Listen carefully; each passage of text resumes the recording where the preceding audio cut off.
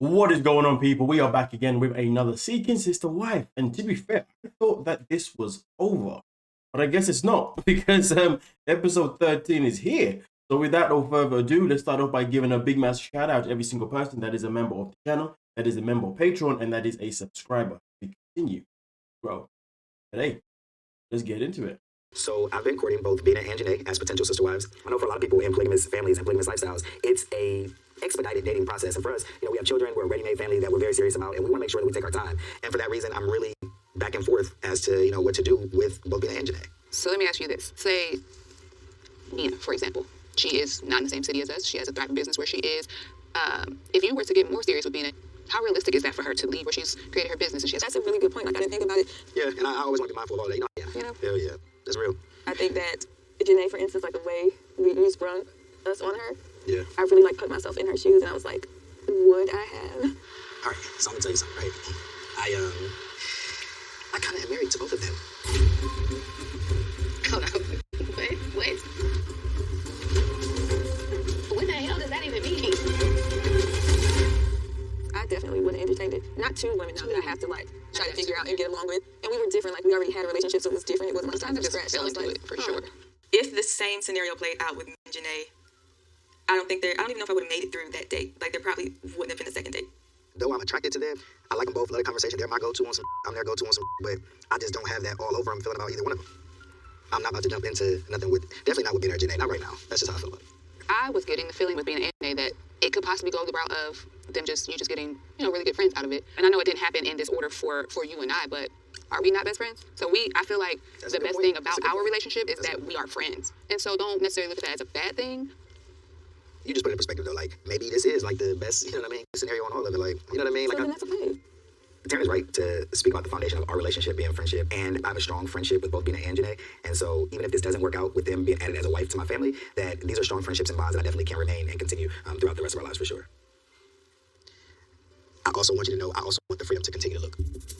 I want your blessing, I guess. Yeah. We want your blessing.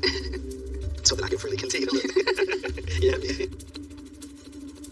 As we've been going through this time zone, I've seen that India is not necessarily comfortable.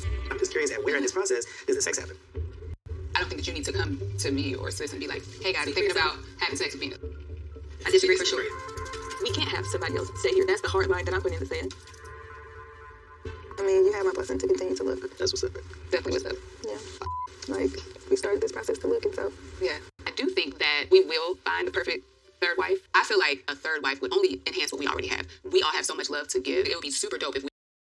Am I the only one that's actually here right now who's attended the whole freaking...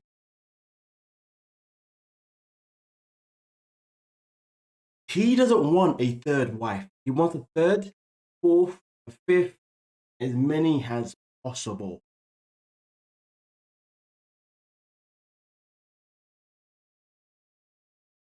You know who really annoys me the most though in this relationship? India. She's the one that's been vocal, but hasn't really been vocal. She'll express her things, Marcus will say look something here and there, and then she'll just dumb it down and then that's it.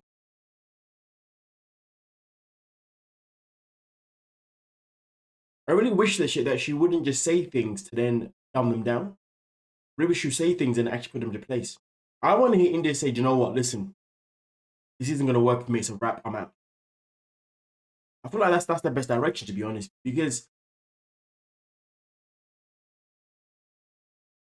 she's clearly not happy to have an extra wife, to have a third wife, let alone another wife.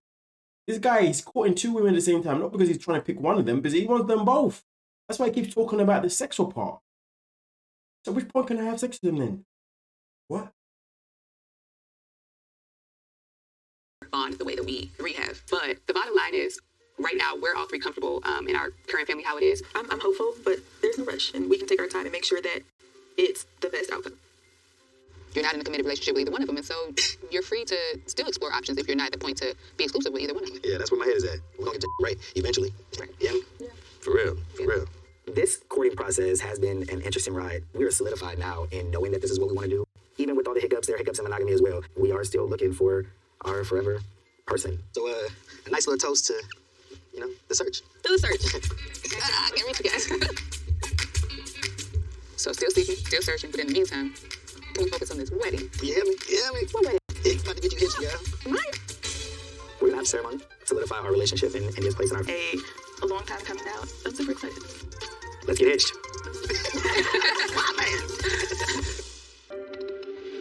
Roberta is bringing up again that she does not want us dating, and she was not happy with the fact that we dated Leah. We thought that we put this behind us, so it's leaving us very confused that she's going back and saying she still doesn't want us dating.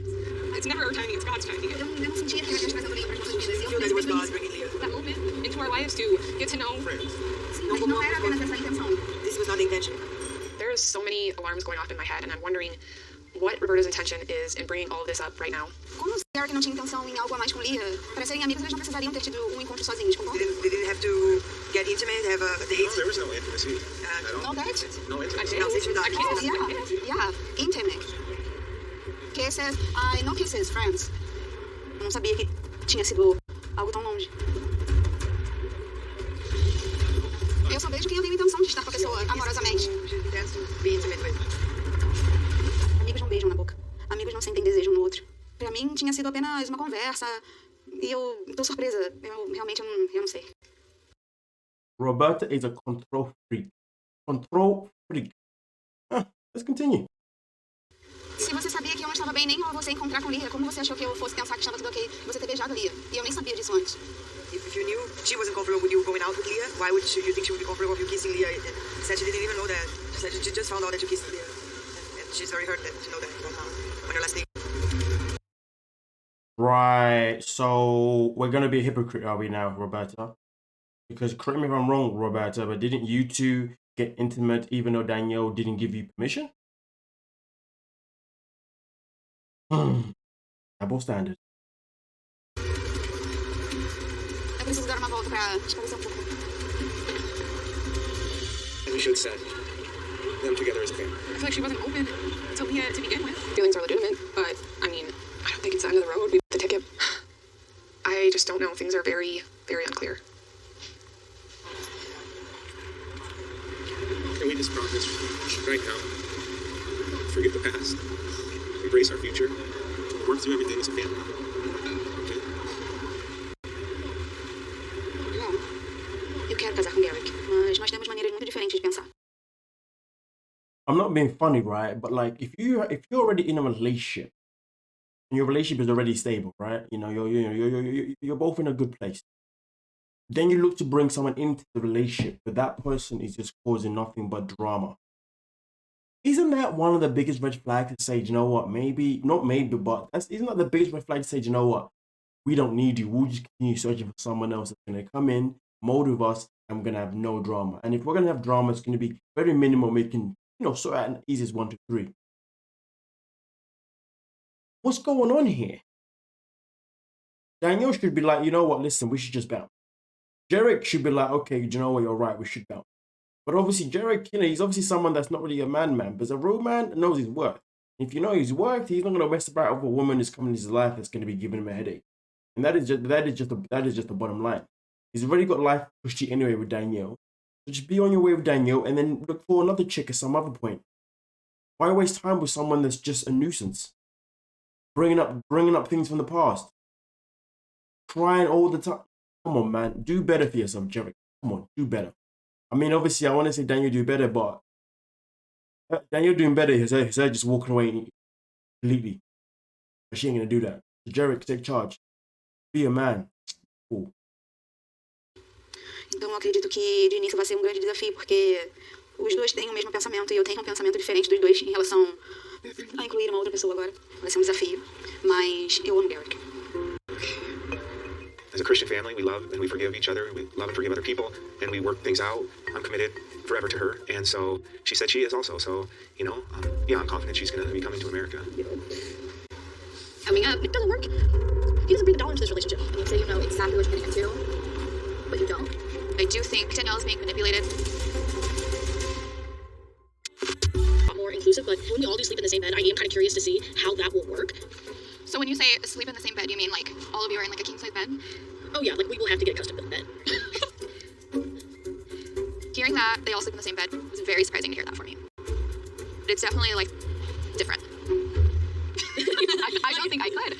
So So the thing is, I thought the same thing, but I wouldn't want it to be, oh, Nick sleeps with me this night, and like that kind of schedule, like it's not very inclusive. Are you guys going to have separate areas for like intimacy? Definitely have other quarters to have sex in, because obviously there's gonna be some nights where like someone's gonna want to have sex. Well, I'm just trying to go to bed. You know what I mean?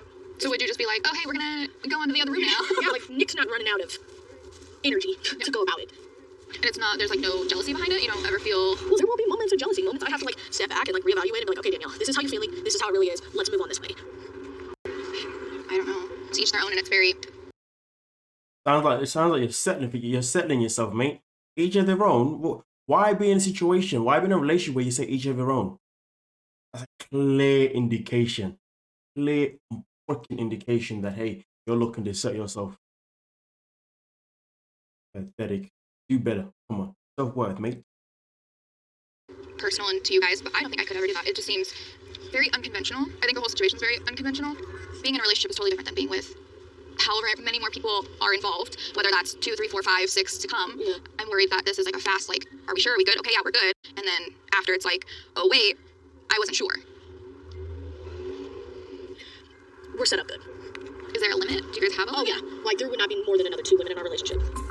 Like, yeah, and I know, and that's crazy. And it's like, can I really get along with all these other women? And I think about it, I'm like, yeah, I can. I love women, and I love Nick. And so, with all of our incomes and all this coming together and all of our knowledge, we could do so much more than an average household.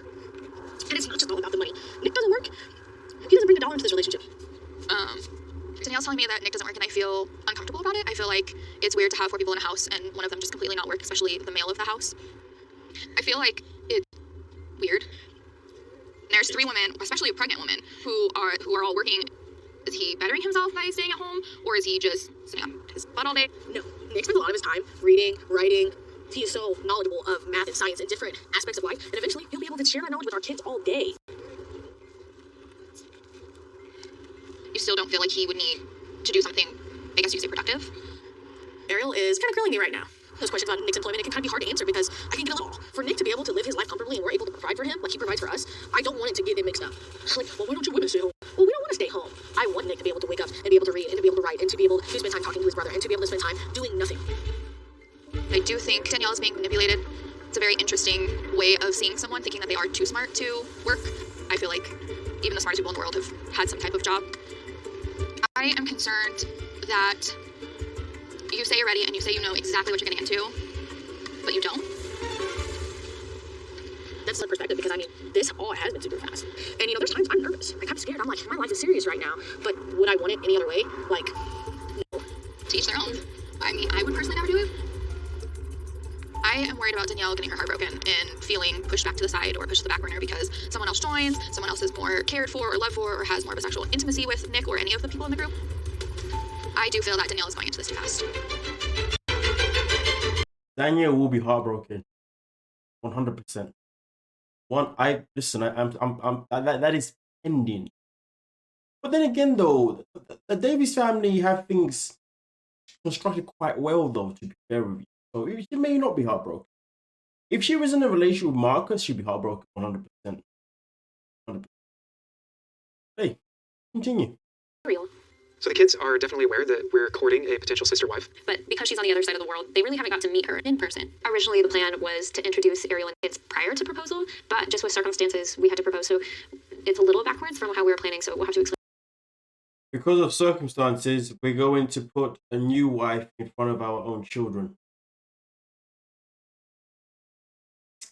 Right. So circumstances said, get proposed to her first and neglect the children.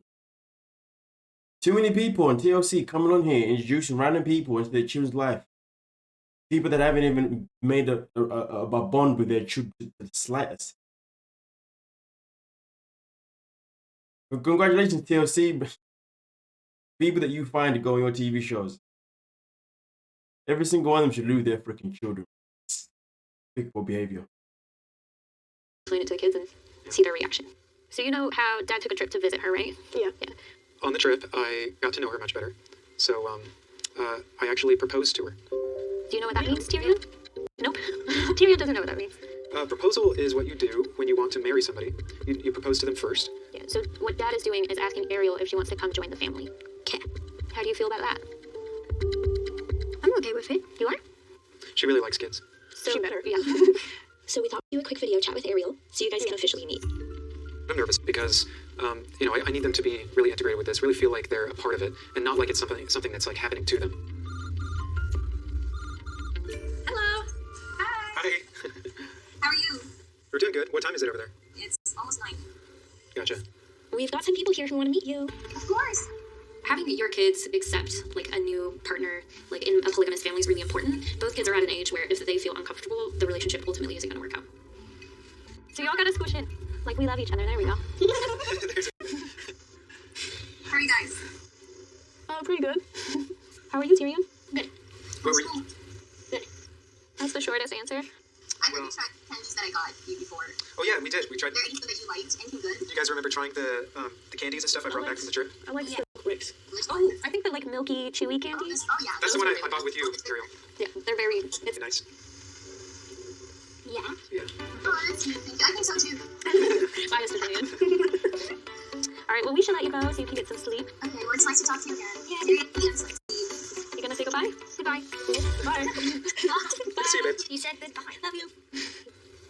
I think Ariel is nice, and I'm excited to meet her. I think more moms, more help, more presents on Christmas. Perfect. Well, let's talk about some stuff. Do you guys think that she seems nice? Yeah, she seems nice. Tyrion, do you have any questions about what type of person Ariel is? Nope. Nope. Not curious at all? Nope. We'll need a bigger house. Yeah, we'll definitely need a bigger house. But that's not a bad thing. It'll be fun to find a new house. Yeah. But so you guys know, this is going to probably take a very long time. She probably won't get to come live with us for like a year or so. That's all right. So at least a few months. And we'll let you guys know as it gets closer, but I think the next step for us when it comes to the K1 visa process of getting Ariel here is probably going to take at least a year. It's going to be tough. I think there's a lot of complications for us to work through to get Ariel over here. But the payoff is huge. It's everything that we've been working for, that we've been waiting for. So, yeah, I can't wait. It's a bit weird, like, only talking It's everything that we've been working for. That sounds freaking wrong, man. Yeah.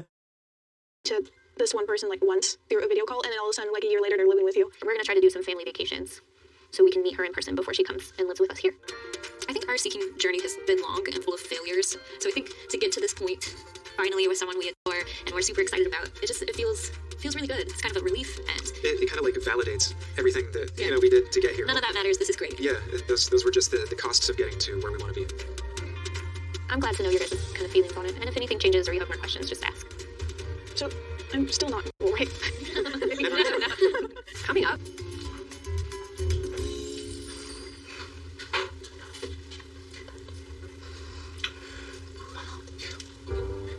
So today we are leaving Brazil, and Roberta has promised that she's coming. The ticket. We booked the ticket. So I feel really good about things. But after last night, things are gonna have to be communicated better. I can tell definitely there was a misunderstanding.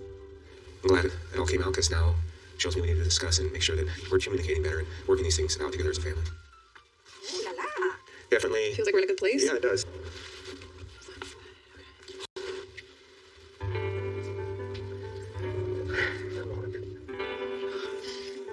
$30, right?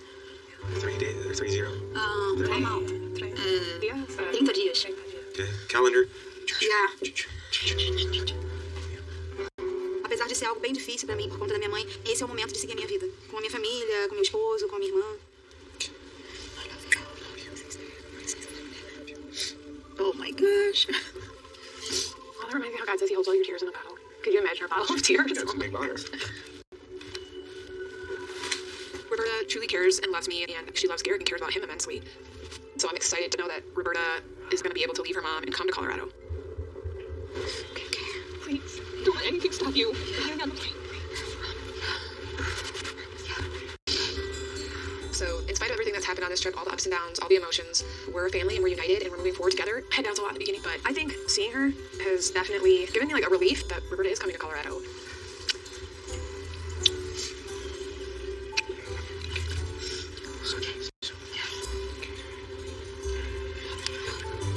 She loves me and she's my wife. I know Roberta's super happy and excited to come be with us in Colorado.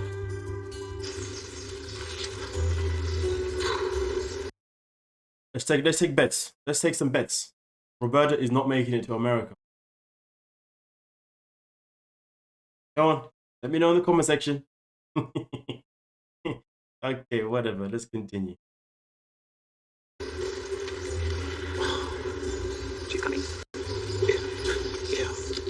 Super. Next time on Seeking Sister Wife. Damn, there's a whole other episode. Damn, how many episodes is there of the season? Damn, okay. We'll leave it as that then. Next time on Sisters Wives, we get a wedding. I know. But nonetheless, though, you guys let me know what you think about this week's episode. What do I?